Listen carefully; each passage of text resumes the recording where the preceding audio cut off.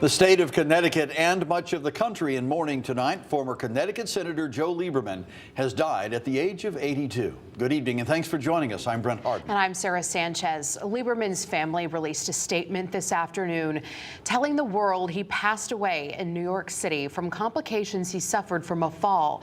Just weeks ago, he was back here in his home state speaking at Quinnipiac University.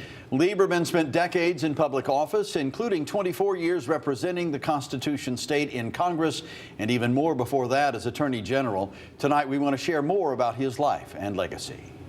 Call him Connecticut's middleman, a strong politician who knew how to work the crowd and get in the good graces of those on both sides of the aisle. Joe Lieberman will always be known as one of Connecticut's fiercest leaders and a transformative figure in American politics.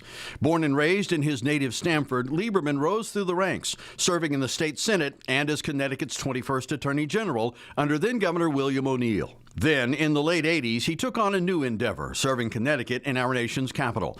Lieberman would defeat former Governor and Republican Senator Lowell Weicker to turn that Senate seat blue again and become the first Orthodox Jew to serve in the U.S. Senate. From the outset, Lieberman worked the middle of the aisle, supporting issues raised by both Democrats and Republicans, a bipartisan nature that would translate much stronger later on in his political career. Then, the big news that rocked the state: Joe Lieberman was chosen as Al Gore's running mate in the 2000 presidential election, an election that proved to be controversial and ultimately resulted in George W. Bush's first of two terms following a Florida recount overseen by the U.S. Supreme Court.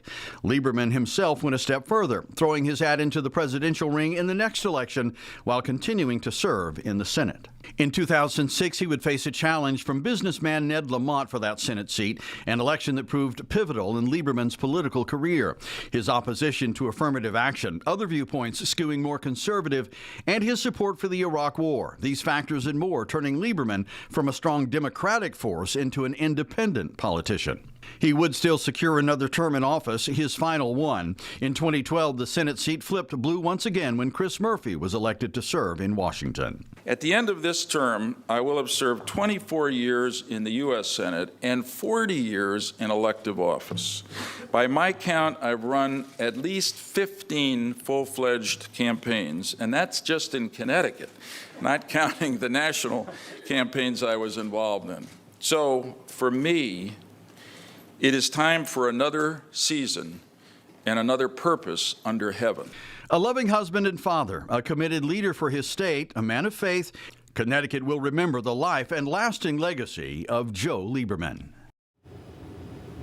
And the family of Joe Lieberman releasing details tonight on the plans to lay him to rest.